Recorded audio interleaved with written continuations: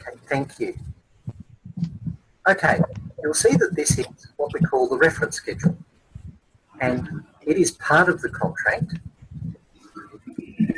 It was called previously the item schedule.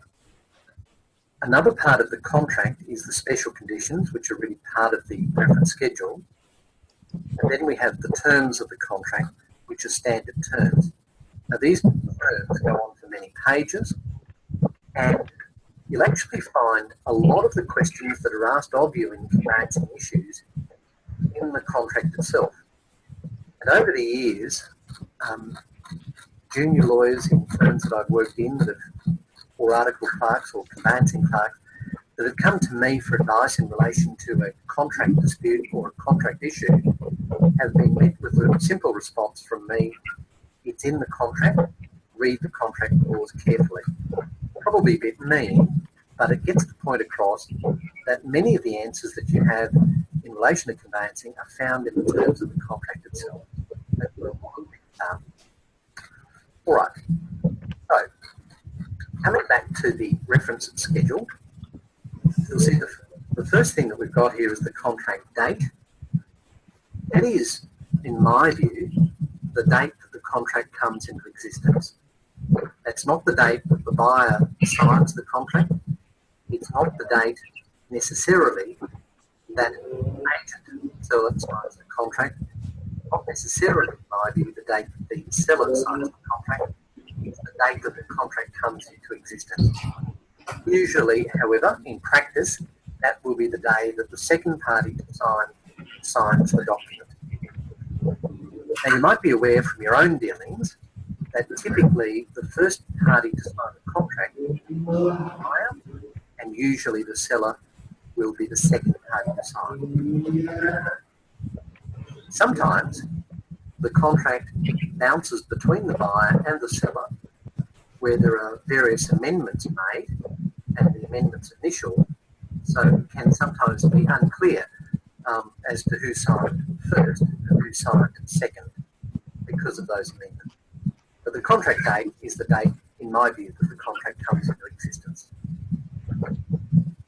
The second entry is agent. Now, that would normally be pretty straightforward. That is the agent that sells the property. But as Rachel identified, you need to be careful in your dealings with agents, and I'm not suggesting that they're doing anything wrong here, but you need to be knowledgeable of the contractual terms between the seller of the property and the agent. As Rachel correctly identified, in some circumstances, even if the contract doesn't settle, the agent will be entitled to a commission. Let's think of some other things. There might be two agents involved, in which case typically they might sell on a joint commission basis in conjunction with each other. And in this contract it might specify that one agent will have a 50% share of commission and the other a 50% share of commission, or maybe 60-40, or whatever the terms may be. If you're advising a seller, one of the first things you need to consider is this: has the seller signed a listing arrangement with another agent who is not referred to in the contract, which may lead to circumstances where the seller, your client, let's say, is exposed to double commission. Let's take this example. You're confronted by an elderly man who has just become a widower. He's selling the family home as a result of the loss of his wife. He's very frail and perhaps even a little forgetful. He doesn't understand the documentation and he's rather emotional. He's looking for you for advice, brings the contract. You might think about asking the seller whether he can recall signing any of the other agency agreements with other agents. For example, 2 months before now, he may have signed a contract to provide a different agent with an exclusive agency, which is still within the current period. It may be that he then spoke to a second agent who ultimately was able to obtain a contract of sale. Concern that you might have there is that both agents will say, I'm entitled to a commission, and make demand to that effect of your client, the seller. I'm not sure there's much you can do about that other than encourage the agents to conjunct and share the commission. And I'm not suggesting that it happens every day of the week, far from it. But if you're acting for a seller, it might be something that you consider in terms of a question that you ask of that seller. Any questions there? Yes. So if I understood correctly, the first agent has a contract with the seller, and the other agent does not have a contract with the seller. Can't we? I mean, if he doesn't have a contract with the seller, he's not entitled to any commission, is he? That's a very good point. In order to claim a commission, the real estate agent needs an appointment in writing, and in my view, would have considerable difficulty in claiming a commission if that appointment was not in writing. But sometimes people sign these appointments without considering them, and it's possible, and we have seen it in the past, where a client has signed two appointments which are essentially conflicting with each other, where there's an appointment of both agents. And even though one of the agents may not be what we call causal effect of the sale, it's possible that that agent, through an exclusive agency, may be entitled to claim a commission in relation to any sale that occurs, whether they're involved or not, during a particular period of time. Thank you, Carla. All right, let's move on. The next thing is the name of the seller. You'd think that would be easy, but it is possible that it can be confused. It's always wise to undertake a title search, and that will show exactly who the seller is. And it may show up some mistakes or some omissions. For example, to come back to the example of the elderly widower who's selling the family home, before he signs the contract as the seller, we should do a search to see if his wife's name is still on the title. And if, for example, her name is still on the title, we would need to deal with that issue either before your client, the widower, signs the contract, or make some special condition here to allow for the transfer of the property from both of them into his name only. But one way or the other, it's your responsibility in providing advice to the seller to raise those issues, and the only way that you can do that, in my view, properly, is to do a title search.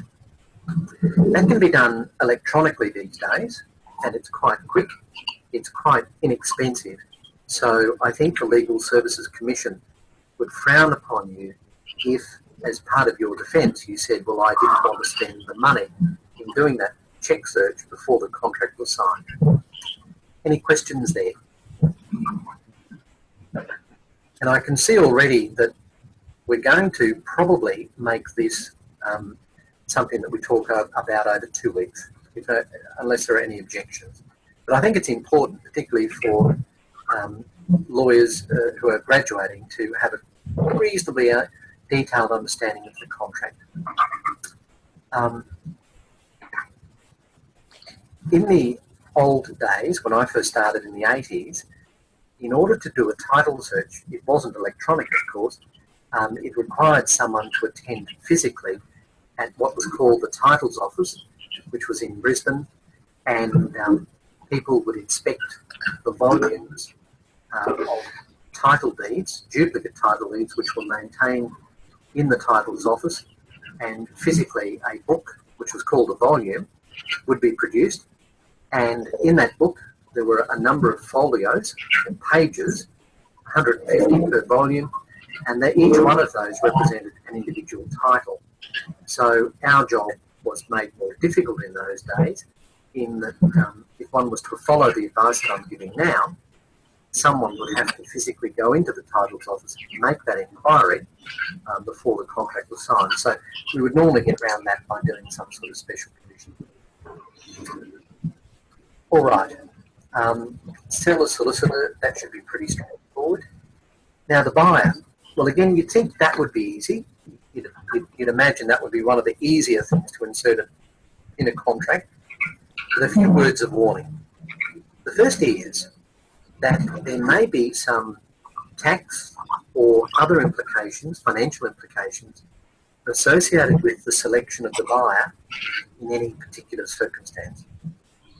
So you need to understand the status of your client in providing some advice.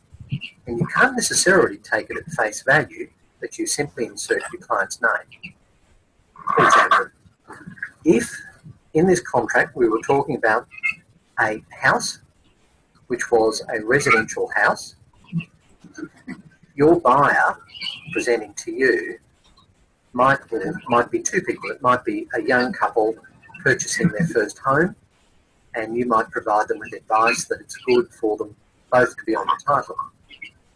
Alternatively, it might be a person who's purchasing the property as an investment, and you might make inquiries of that client as to whether they've thought about using an investment vehicle, such as a company or a trust, as the means of purchasing the property, in which case that company or that trust should really be nominated as the buyer and not the individual. If the contract is signed and your client comes to you either just before settlement or after settlement and says, I've spoken to my accountant and my accountant says that from a tax point of view, this property should be in my company's name, it's a simple matter of transferring it from your client's personal name into the client's company name. There are ramifications. There's legal fees. You may need to involve the mortgagee if there's a mortgage involved on the property. But most importantly, there'll be some duty implications. Now, you're familiar with, of course, the concept of stamp duty, as we used to call it. It's really called transaction duty now, but let's call it stamp duty in simple terms. If you buy real estate, you're going to be up for stamp duty, and that's a considerable amount of money. If your client says, I'm really disappointed you didn't give me the option to buy this property in my company name, and I'm really disappointed now that you're telling me it's going to cost $25,000 in stamp duty to put it in my company's name, it's a difficult situation. So best if you raise that at the start. I wonder if you can think of any other factors that might influence your advice as to who should be the buyer in any particular circumstances. Anyone wish to offer any comments? It could be being bought to put into a self-managed superannuation fund. Excellent, John, yes. And can you think of any ramifications of doing that if you put it into a super fund? Well, there are certain conditions related to how it's going to be financed, and also whether or not it's going to be let, because it does have to be let then at an economic market rate. You can't let your son or daughter have it for a peppercorn rent. Exactly. All right, and I don't know if others are familiar with that term peppercorn rent, but it's essentially, if you like, $1 a year. So thank you, John. I agree with those comments. Can I just supplement your comments in relation to superannuation? Shop